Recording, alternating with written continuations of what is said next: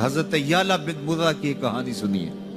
فرماتے غزوے سے ہم واپس آ رہے تھے، راستے میں پڑاؤ ہوا تو حضور ایک درخت کے نیچے استراحت فرمانے کے لیے لیٹ گئے، اور میری ڈیوٹی یہ تھی کہ میں تلوار لے کے حضور کا پہرا دوں. میں کھڑا ہو گیا، باقی لوگ بھی سو گئے، تو میں نے ایک منظر دیکھا کہ دور صحرا میں ایک درخت تھا جو ہلنے لگا. تھوڑی دیر کے بعد وہ اپنی جڑوں سمیت باہر آیا اور اپنے آپ کو گھسیٹتا ہوا میرے برابر آ کے کھڑا نہیں ہو جاتا. تھوڑی دیر کے بعد وہ واپس وہاں جاتا ہے اور جہاں سے اکھڑا تھا وہاں جا کے دوبارہ نصب ہو جاتا ہے. میرے لیے بڑے اچنبھے کی بات تھی، لیکن میرے پاس کوئی تھا ہی نہیں کہ جس سے میں بات کر سکوں. حضور تھے تو استراحت فرما رہے تھے اور میں حضور کے آرام میں خلل نہیں ڈالنا چاہتا تھا. خیر حضور بیدار ہوئے تو میں نے سلام عرض کرنے کے بعد جو پہلی بات کہی وہ یہی تھی. میں نے کہا حضور وہ جو سامنے درخت ہے تھوڑی دیر پہلے وہ اپنی جگہ سے اکھڑا تھا، شاخوں کے بل اپنے آپ کو گھسیٹتا ہوا یہاں پہنچا، پھر میرے برابر آ کے کھڑا ہو گیا، پھر تھوڑی دیر کے بعد واپس وہاں جا کے نصب ہو گیا. یہ جب کہانی سنائی تو میرے حضور نے تعجب نہیں کیا. اچھا کیسے ہوا، کیسے آیا، کتنا وقت لگا، کتنی دیر ہوئی، کوئی سوال نہیں کیا، بلکہ فرمایا ہاذہ شجرۃ استاذنت ربھا. فرمایا یعلا بن مرہ یہ درخت ہے، اس نے رب سے اجازت چاہی تھی کہ مالک تیرا محبوب نیڑے آیا ہے، سلام نہ کر رہا ہوں. فآذن لہا، اللہ نے اس کو اذن دے دیا تھا، یہ مجھے سلام کرنے کے لیے آیا تھا.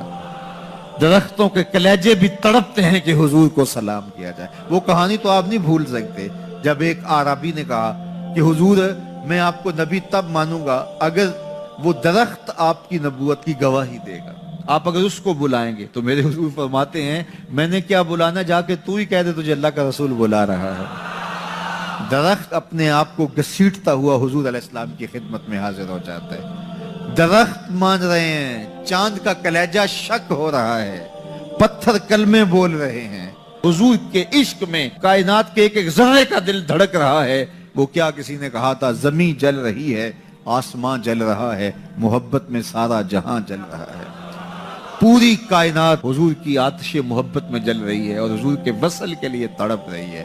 درخت ہوں، پتھر ہوں، اشجار ہوں، وہ اونٹنی جس پہ حضور سوار ہوتے تھے، غدبہ نامی اونٹنی، آپ تاریخ پڑھیں حضور کے وصال کے بعد وہ چارہ نہیں کھاتی تھی، چارہ چھوڑ دیا تھا. رو رو کے نابینا ہو گئی وہ اونٹنی اور صحابہ نے اس کی آنکھوں پہ پٹی باندھ دی تھی.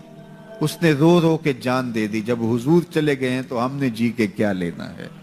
آپ نے محبت کی لوگ داستانیں سنی ہوں گی، محبوں نے محبوبوں کے لیے کیا کچھ کیا، نہریں کھودی، تکلیفیں سہی، اذیتوں سے گزرے، سولیوں پہ چڑھ گئے. لیکن آپ نے آج تک ایسا منظر نہیں دیکھا ہوگا کہ محبوب نے لب پھینکا ہو اور محب نے اپنے ہاتھوں پہ لے کے چہرے پہ مل لیا ہو. محبوب کے وضو کے پانی کو زمین پہ نہیں گرنے دیتے. عروہ بن مسعود صلح حدیبیہ کے موقع پر واپس جب گیا تو اس نے قریش مکہ کو جا کے کہا میں تمہاری جانب سے سفیر بن کے بڑے بڑے بادشاہوں کے درباروں میں گیا ہوں، واللہ اصحاب محمد کو جو میں نے محمد صلی اللہ علیہ وسلم کی تعظیم کرتے ہوئے دیکھا ہے، واللہ آج تک کسی بادشاہ کی بھی وہ تعظیم ہوتے ہوئے نہیں دیکھی. اور جو ان کا لعاب زمین پہ نہیں گرنے دیتے، ان کے وضو کا پانی نہیں زمین پہ گرنے دیتے، وہ ان کا خون کیسے گرنے دے. تو جنگ کا ارادہ ترک کر دو. تاریخ بتاتی ہے صلح حدیبیہ کے بعد سیدھا فتح مکہ ہوا ہے. قریش کے ساتھ پھر کوئی جنگ نہیں ہوئی، اس لیے کہ ان کے دلوں پر ایک رعب بیٹھ گیا تھا.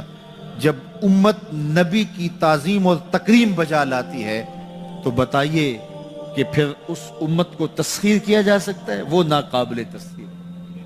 جب امت اپنے نبی کی تعظیم نہ کر سکے تو پھر اس کو جس طرح چاہو جو ہے وہ مسخر کر لو. وہ ایک بوسہ ہوتا ہے، اس کے علاوہ کچھ نہیں ہوتا. اس لیے اگر آپ مجھے پوچھیں کہ دین ہے کیا، تو ایک تو ہے کہ اس عنوان سے ایک الگ گفتگو کی جائے کہ دین کیا ہے. لیکن دو لفظوں میں اگر آپ مجھ سے پوچھنا چاہیں اور میں آپ کو بتانا چاہوں تو مجھے اقبال علیہ رحمہ کا لہجہ ادھار لینا پڑے گا. انہوں نے کہا دین سراپا سوختن اندر طلب، انتہائش عشق آغازش ادب. طلب محبوب میں تڑپنے کا نام دین ہے، جو ادب سے شروع ہوتا ہے عشق پہ ختم ہو جاتا ہے.